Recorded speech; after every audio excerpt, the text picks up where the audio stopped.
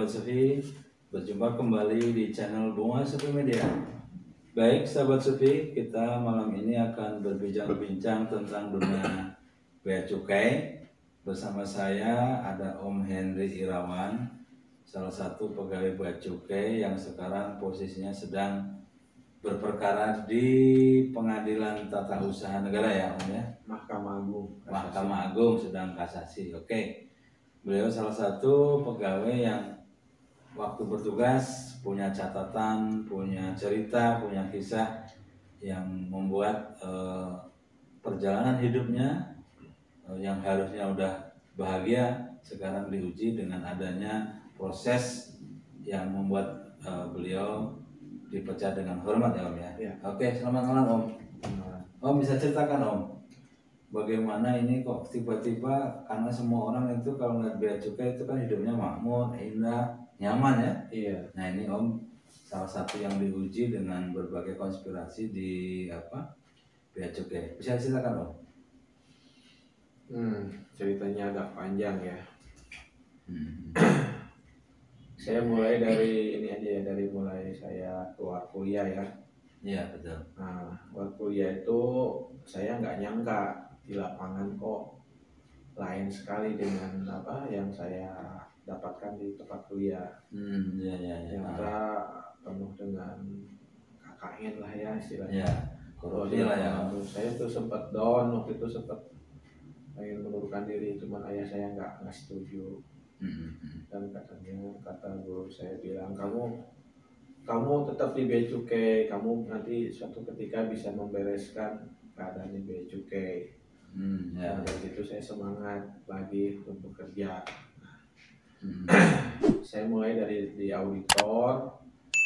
Ternyata ya itu kan lini terakhir ya, kalau misalkan ada ketidakberesan di awal, di tengah, terakhir itu auditor itu yang terakhirnya ya. Yang terakhir bea cukai. Kalau auditor udah nggak beres, itu udah aja musnah itu. Ya. Bea cukai itu, jadi penerimaan pajak itu udah jadi hilang atau terkendali gitu. Nah saya sempat ada masalah waktu di auditor, saya sempat menemukan beberapa kasus yang parah gitu loh. Yang waktu saya di Ambon juga tugasnya waktu itu. Jadi ada kejadian illegal logging gitu. Nah, jadi dia itu mengaku dalam pemberitahuan ekspor barangnya adalah kayu lapis, realnya adalah log. Ya. Dan itu saya temukan dari publikasi, dari nama kapalnya, dan dari invoice pembayaran dari luar negeri gitu. Transfer paymentnya itu mengatakan itu log. Jadi itu sampai sempat saya hitung tuh sampai 40 miliar kalau nggak salah. Itu kalau dihitung kerugian negara berapa? Kalau di PE kan ya, pajak ekspor itu sekitar ya 40 miliar. Itu kerugian negara bukan kerugian negara bukan dalam arti materi aja, kerusakan lingkungan juga. Betul. Karena itu kan log, bukan dalam arti yang udah setengah jadi ya. Setengah jadi 2 sisi, 4 sisi itu kan. Itu kan kayu log. Nah, saya waktu itu sempat diancam juga. Tadinya kalau mau pihak kayu tuh jangan macam-macam, bisa dibunuh. Tapi saya nggak takut. Itu akhirnya KKA saya diambil oleh ketua tim saya. Tiba-tiba entah kenapa jadi hilang kajian semua. Sebenarnya udah ada deal-dealan gitulah. Betul. Nah, saya akhirnya bikin surat kaleng. Terus saya juga ada perusahaan satu di daerah Irian juga begitu kejadiannya, tapi itu dari impor barang ya, impor barang itu ketahuan lah nggak benar gitu. Akhirnya saya bikin surat kaleng, ditanggapi oleh Mas Sekretaris waktu itu, juga kepada Dirjen. Saya dipanggil karena saya bukan melaporkan seseorang, saya ingin perbaikan di auditor. Saya bilang paten itu mau dimatiin ya. Ya dibunuh itu bahasa Jawa ya. Iya, teman sendiri itu pada yang bilangnya. Nah tapi akhirnya saya nggak mau balik ke kamu karena saya takut itu. Ya. Dan kebetulan malaria 2 bulan, datang ke Ambon tetap saya di BAP, saya kena ke-30 dan saya dipotong tesis berapa bulan. Saya juga aneh, kenapa saya mengungkap suatu korupsi gede-gedean begitu, kok saya yang kena gitu. Dan saya dibilang orang aneh gitu. Dan saya akhirnya ke bekas sekretaris waktu itu, atau Mas Sujianta, saya bilang ini bea cukai itu harus ada suatu badan semacam LTO di pajak. Betul. Itu orang-orang integritas tinggi itu dikumpul, akhirnya terbentuklah KPU di Priuk. Sekarang media juga udah banyak. Nah itu mungkin nggak tahu ya usulan saya atau bukan, karena waktu itu saya bilang kasihan orang-orang di bea cukai yang integritas tinggi ada penyalurannya. Dan alhamdulillah waktu itu dia bilang bea cukai sulit untuk mau ke sana, kata Pak Sekretaris, karena mayoritas tidak menginginkan itu. Ya saya juga harus bisa dong, kita harus bergerak ke arah yang lebih baik. Betul. Kalau ingin lebih baik lagi dan instansi ini. Nah itu saya di auditor. Kemudian saya masuk dari Ambon, saya masuk ke Halim, pindah. Di Halim lah saya dipercaya sama kepala kantor, katanya saya tahu kamu siapa, tanya kepala kantor saya itu. Sekarang udah jadi direktur kalau saya. Kamu tuh siapa, saya tahu, bantu saya nih, saya anak buah saya nggak banyak yang nggak beres. Hanya saya jadi intelijen.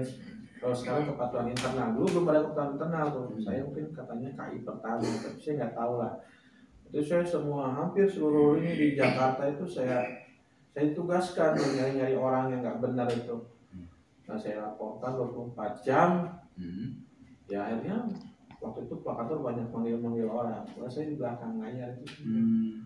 Akhirnya saya dapat reward, saya diangkat korlap. Kemudian saya juga minta pindah ke Tasikmalaya. Dari Tasikmalaya, saya dipercaya kembali sama kantor menjadi pengadaan barang. Itu mau rehab kantor karena kantornya udah nggak layak ya. Betul. Hampir 2 miliar totalnya itu merehab sama renovasi pembangunan ya. Rumah dinas, kantor 2. Jadi alhamdulillah sampai sekarang saya tidak ada istilahnya permainan itu ya. Ada sisa uang pun saya balikan lagi ke kas negara dan akan dipakai untuk kebutuhan lain, misalkan buat bikin garasi, mobil. Sampai sekarang masih ada tuh, masih maju sekarang. Nah di situ saya dipromosikan menjadi kepala seksi humas rumah tangga. Sebenarnya saya tuh nolak, saya tuh orang nggak mau jadi pejabat. Di Ambon itu Om ya? Ambon, jadi Ambon yang kedua kali. Saya tuh nggak mau jadi pejabat, saya karena tahulah pejabat itu lebih berat gitu, singgungannya itu kan. Kalau tidak selaras dengan atasan, singgungannya. Nah benar kejadian di Ambon. Nah jadi waktu itu saya masuk di pengadaan, saya temukan hal yang ganjil. Dari situ ya ada 10% dari kontrak apa itu saya nggak memahami itu ya. Terus kemudian juga ada kayak semacam markup lah. Misalkan yang kerja 1 orang terus 3 orang, waktunya 1 minggu terus 3 minggu. Ini saya sempat pertanyakan itu. Akhirnya saya tidak disukai, saya ditendang lah dari tim pengadaan. Itu saya sebagai penerima kerjaan itu digantikan oleh teman saya Kasubag kepegawaiannya. Notabene tidak ada sama sekali dengan pengadaan, bersertifikat pun dia tidak punya. Karena sebenarnya kalau orang pengadaan itu harus sertifikat, itu ada L1, L2 itu. Dari itu susah ya mendapatkan juga. Ya udah saya legowo aja, nggak masalah. Saya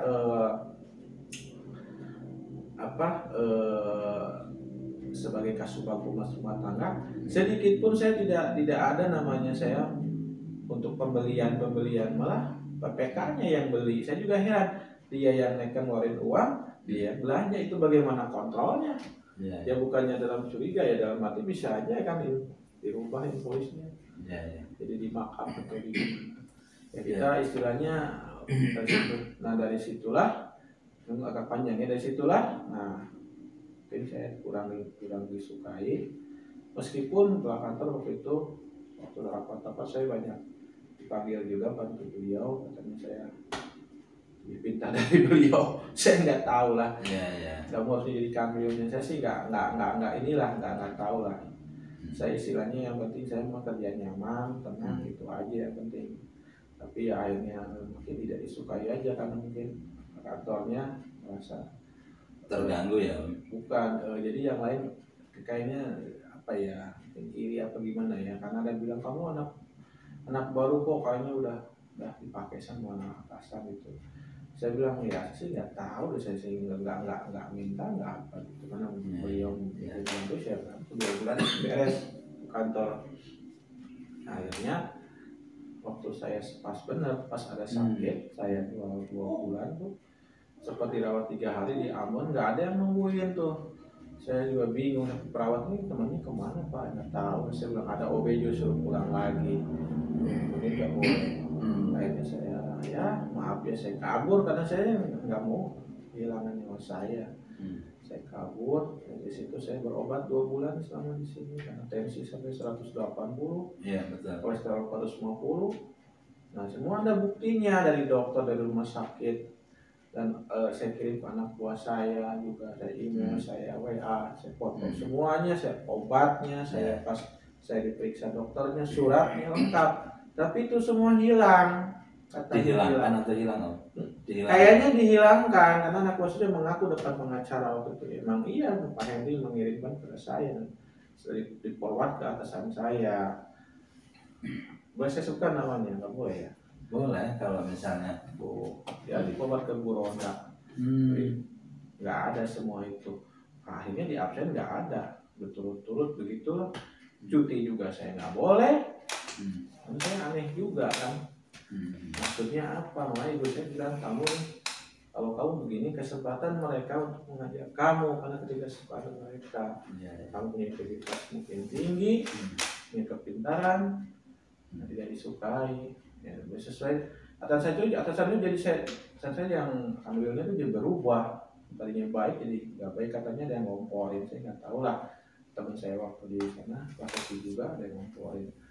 Jadi istilahnya, jadi dia bilang saya nggak disukai di bea cukai karena nggak boleh ada di bea cukai. Saya kenapa sih nggak boleh ada di bea cukai? Emang bea cukai itu milik siapa? Ya, sangka milik siapa itu katanya, kata kami saya, kata pimpinan tertinggi di pusat. Saya pengen ketemu aja sulit itu sama pimpinan tertinggi saat datang. Itu pimpinannya masih sekarang masih ada? Udah diganti sekarang. Yang baru. Tapi masih hidup dia ya? Ya kalau masih hidup mudah-mudahan. Maka dia jadi sekretarisnya menteri sekarang. Oh iya. Makanya saya juga bingungnya gimana itu ya. Saya pengen ketemu. Saya tuh intinya waktu di Bapek itu kan, saya banding ke Bapek. Kenapa sih masalah absen aja jadi sampai begini? Apalagi kan saya sakit, bukan saya disengaja, bukan saya ingin menghilang dari peredaran gitu ya. Dan semua ada bukti, ada saksi, ada fakta. Nah itu kata orang Bapek pada tempo di Cililitan itu kan, semua kalau kita banding ke situ, gabungan seluruh Indonesia TNI Polri itu kan, itu selesai akan aja kata internal di rekod Anda, itu selesai. Nah tapi anehnya ada surat rahasia. Itu surat rahasia itu menjadikan Bapek akhirnya sekarang keblunder, jadi harusnya 180 hari keputusan malah sekarang lewat 290 hari. 110 hari itu kan jadinya batal demi hukum. Harusnya saya harusnya kembali kerja waktu itu 3 tahun yang lalu, saya harus kerja lagi karena itu keputusan udah lewat waktu kadaluarsa. Itu kan wajib hukumnya. Tidak sesuai peraturan presiden gimana? Apa mau dirubah peraturan presiden melalui DPR? Kan nggak mungkin. Ya, jadi ya saya nggak tahu ya, dari sisi absensi entah digimanain, saya sakit. Terus di Bapek juga ada surat rahasia yang katanya notabene jadi menjatuhkan saya.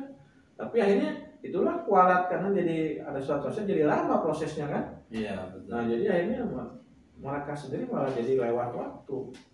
Nah saya persidangan juga aneh, nggak boleh hadir, nggak bisa memberikan kesaksian. Terus juga buktinya jadi kan yang aneh itu di memori kasasi bantahan dari Bapek yang asalnya dari Ambon, katanya saya tidak sakit dan tidak ada surat sakit. Oh, bagaimana itu? Itu jelas-jelas pembohongan sangat luar biasa, memang luar biasa, fitnah yang luar biasa. itu jelas saya sakit, saksinya juga banyak, suratnya ada. Alhamdulillah duplikasi dari rumah sakit dokter ada semua. Karena itu dihilangkan lah atau ya betul. Jadi intinya ya memang kelihatannya saya tidak disukai ya. Nah mungkin ada bilang kalau di Indonesia itu terlalu jujur tidak disukai, terlalu brengsek juga tidak disukai. Betul. Jadi mungkin di tengah-tengah harusnya aman kali ya. Tapi saya kan nggak bisa begitu. Saya orang Muslim, saya harus ya atau tidak, saya harus benar atau bajingan sekalian gitu kan nggak bisa. Jadi lawan Om itu sampai sekarang masih ada Om? Masih ada. Jadi nanti kalau ini misalnya nggak jelas tuntas kan bisa dituntut secara pribadinya mana? Saya tuh ingin dulu tuh pas Karis saya tuh Pak saya ketemukan sama kamil saya sama kabit saya, nggak bisa. Padahal itu kan selesai kalau nggak usah melalui Bapek, nggak usah melalui PT UN, nggak usah sampai sekarang kasasi. Orang aneh loh, masalah absen kok sampai kasasi Mahkamah Agung, emang masalah apaan? Bukan masalah pemilu, bukan pembunuhan besar-besaran, bukan korupsi besar-besaran kan aneh ya. Orang ketawa ini mana masalah apa? Oh berarti beberapa teman bilang itu sentimen pribadi. Kamu karena ya saya kenapa dengan saya salah apa? Apa karena saya punya pendirian, integritas, atau saya punya mungkin kecerdasan lebih? Yang kata Kamil saya bilang saya lebih pintar dari beliau. Saya tuh ingin membangun Bea Cukai lebih baik. Benar-benar bukan slogan, benar-benar asli. Kalau saya misal ya saya di pimpinan tertinggi Bea Cukai, saya akan benar-benar itu istilahnya nggak ada main-main lagi, nggak ada istilahnya di kamuflase gitu, di atas kayak tenang, di bawahnya hancur. Itu ya saya maaf ya, bukan saya menyindir gitulah, karena saya kan 27 tahun saya berdinas sekarang. Istilahnya saya bukannya sebodoh-bodohnya, saya kan pernah kuliah di sekolah. Saya nggak bisa lah istilahnya menutup mata ada satu kejelekan. Meskipun saya itu teman saya, tapi kan saya tetap namanya sistem itu harus baik. Kita itu digaji hampir tertinggi di Indonesia. Makanya harusnya kita tuh udah digaji besar, kita pun harus memberikan feedback yang baik untuk negara. Jangan sampai sekarang kita jadi pejabat, wah kira-kira ini nggak ketahuan, dah sikat aja dia. Nggak bisa begitu. Apalagi kalau kita yang maaf seorang Muslim. Semua hal tentang kita tuh pasti akan dipertanggungjawabkan di depan Allah. Kita bisa aja berbohong kepada manusia, tapi kita nggak bisa berbohong kepada Allah. Ada timbangan mizan, ada hisab. Baik, itulah yang maaf ya jadi nyerempet ke agama ya. Kembali ke pembicaraan Bea Cukai. Jadi harusnya negara ini kan memilih pegawai-pegawai yang punya integritas ya Om. Betul. Ini selama Om bekerja di Bea Cukai ini berapa persen yang brengsek-brengsek itu Om? Itu kan bajingan itu Om. Dulu mungkin hampir 50% lebih lah. Sekarang ya ada lah mungkin. Saya maaf ya, ini barangkali saya salah ya. Masih 10%, di bawah 10% atau 10% ada. Cuman mereka sekarang caranya itu tidak vulgar, jadi luwes gitu, seolah tidak. Misal contoh, saya sempat dengar ya Tanjung Priok, jadi ngirim uang lewat kurir. Bukan, misalkan transfernya lewat keluarganya, keluarga si pegawai, atau lewat cleaning service, atau siapa aja yang tidak langsung secara langsung menerima si pegawai ini, atau di bagasi mobil. Itu gimana ya? Lagi saya pernah di sana waktu di clean koordinator 2 minggu saya di sana meneliti, itu sampai 12 temuan loh. Saya aneh, ada kontainer bolak-balik dengan nomor yang sama. Itu gate-nya gimana pintunya? Terus yang kedua ada ATM, di invoice jelas-jelas invoice aslinya itu originalnya $70, kenapa jadi $140? Di mana harga yang sebenarnya, transaksi yang sebenarnya? Tapi anehnya itu katanya didukung sama internal IPC. Iya, sama bagian namanya ada PMP2-nya, direkturnya. Nah, saya juga saya sempat ditegur, kamu jangan ngurusin ke arah sana, namanya itu udah ranahnya udah lain. Loh, ranah lain dari mana? Kan saya teorinya saya harus transaksi yang sebenar-benarnya. Kenapa jadi harga jadi dipermainkan? Itu belum pengenaan pajak, itu baru harga asli loh. Mungkin makanya Indonesia itu mungkin harga barang termahal di dunia kali ya, saya nggak tahu lah ya. Itu barang 300 juta aslinya itu cuma 100 juta, sepertiganya. Kasihan rakyat lah.